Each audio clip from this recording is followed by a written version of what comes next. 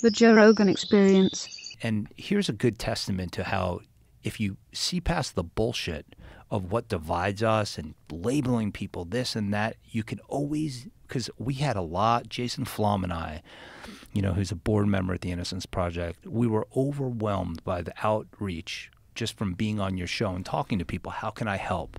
One thing you can do to help is always keep an open mind regardless of who you're dealing with. That's an easy way to help. Watch this. I represent the chairman of Marvel Entertainment. His name is Ike Perlmutter. Billionaire many times over. He's happens to be closest friends with Donald Trump, way before he was president. I could have used that as a way to separate myself from him, to dismiss him, and I represented him, I still do, in this wild case where his DNA was stolen and he was accused of something he didn't do. And Ike Perlmutter at one point said, "You're not paying enough attention to my case." And it was because I was working on an exoneration case in Florida, Clementi's case, actually. And he started following the case in the press.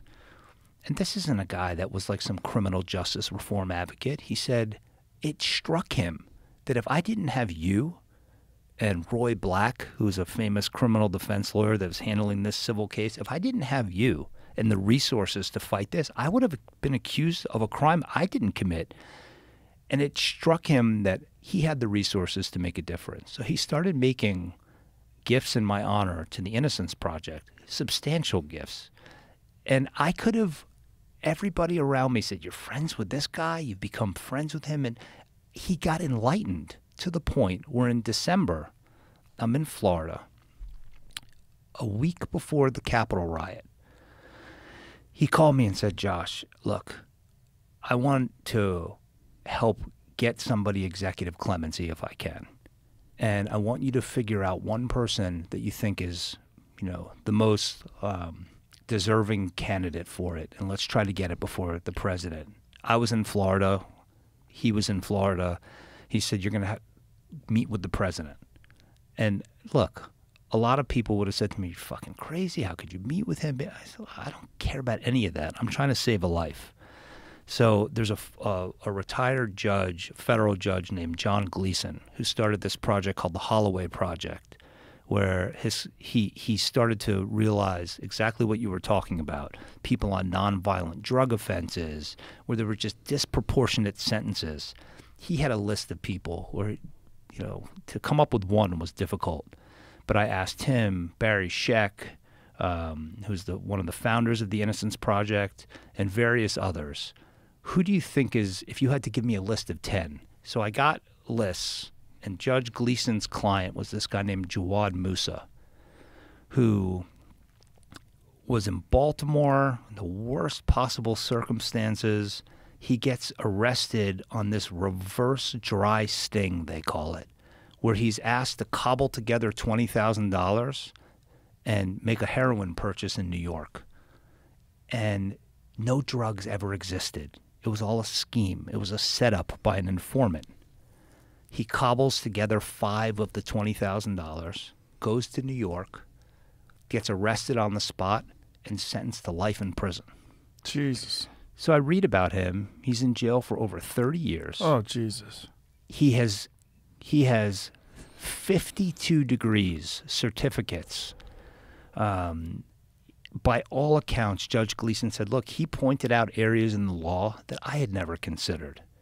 So I could not get this guy off my mind. So I finally put him forward as the person. So I thought that I would submit paperwork and it would go away. So 1 week before the Capitol riots, Ike called me and said, "You're going to come to dinner tonight with your wife, and you're going to present the case to various people in the White House at Mar-a-Lago." Now, there are some Democrats, left-leaning or otherwise, "You're going to go to Mar-a-Lago?" And I would always say, hell yes, I'm going there. I'm going to try to save someone's life. I met with Ivanka Trump, Jared Kushner, and just explained to them the case. And I got to tell you, she said, "Look, I really admire your work at the Innocence Project, think this is really noble. We think that this is a great candidate for executive clemency. And it was like throughout the dinner, it was on to the next person, on to the next person. So at one point, there's a table, like we're sitting at a table, and literally the distance you and I are from each other, there's two empty seats. And it dawns on me that we're going to be having dinner with the president and his wife. So at some point, he walks out, and everybody stands at Mar-a-Lago and claps when he comes out. Like Kim Jong-un? It was worse than that. Have you ever seen the Kim Jong-un clapping? I You saw see the most recent one? I saw the videos of it, yes. You see the recent one? No. The recent one is mind-blowing. He walks in, but we'll get to that in a minute. All right, Go so I said to Ike, do I have to stand and clap? And he goes, if you want your pardon, you do. So I stood and clapped. So dinner is progressing, and we're not talking, and we're not talking about this. So finally, Ike says to me, look, he wants to talk to you about this case now. And he asked me a bunch of very pointed questions. So all of a sudden, then I find myself at a table, my wife, myself, the president, the first lady, Ike Perlmutter, and his wife. And he says, look, I hear great things about you from Ike. Tell me about the case. Tremendous, tremendous things. I mean, it was so fucking loony. I remember him saying, I want ice cream, 2 scoops. I want 2 scoops, 2 scoops, he kept saying. I don't know why that stuck with me. But he said, he told me this story. He said, you know, do you think he's innocent? I said, no, I don't think he's innocent. It's executive clemency. We're asking you to pardon him.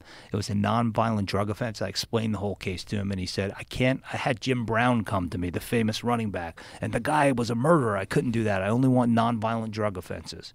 And he said, well, where is he going to work when he gets out? And I said, I've offered him a job. He has his paralegal certificate that he got in jail. And he said, you'll employ him? I'll employ him. A week later, so I meet with him. He tells me, call White House counsel, and then a week later, the fucking Capitol riot happens. So everybody involved in this potential presidential pardon's like, well, this is a wrap. This isn't happening. The last day of his presidency, the last day, I was at Ike's apartment with my wife and kids, and the phone rang, and he goes, it's the White House. He said, don't go anywhere, because we were walking out. And he walked out, and he said, the pardon was just signed. And wow. I don't know this man. I never met him. My immediate release of I started to weep openly. You know, there's just no feeling that you can ever put into words when you help restore another human being in that way. Now, Jawad Musa and I met for the first time over FaceTime. You know, 4 days later, I flew his brother to meet him. He was in Colorado, some awful facility in Colorado. I flew his brother out there. He got out like that. The pardon happens, and then you're out. He was flown back to Baltimore. We met in the airport on FaceTime, and we were immediately felt like bonded like brothers. He now works for me, and his insights in the 4 or 5 months that he's been out, his insights on cases, a man that spent 30-some-odd years working on it, became like a jail lawyer. You realize that there are people, human beings, that have been forgotten, that have so much potential if someone just cares. So now he's, you know, it's not without problems. He's working on getting his official out-of-jail paralegal certificate. But you realize that if you just create connections and allow, I don't want to sound like some silly infomercial, but I easily could have found reasons why not to try to enlighten someone whose politics were different than mine. And Ike Perlmutter was the least likely person. But he's now, I've found that if you tap into it and turn his mind on to the human suffering, he now wants to start a criminal justice reform center that we're working on together. That's amazing. So I just feel like sometimes in a world where our politics are so divided, it was one of the more bizarre meals I've ever had. 2 scoops. 2 scoops. But it was worth it, man. Wow. Catch new episodes of the Joe Rogan Experience for free only on Spotify. Watch back catalog JRE videos on Spotify, including clips, easily, seamlessly switch between video and audio experience. On Spotify, you can listen to the JRE in the background while using other apps and can download episodes to save on data cost, all for free.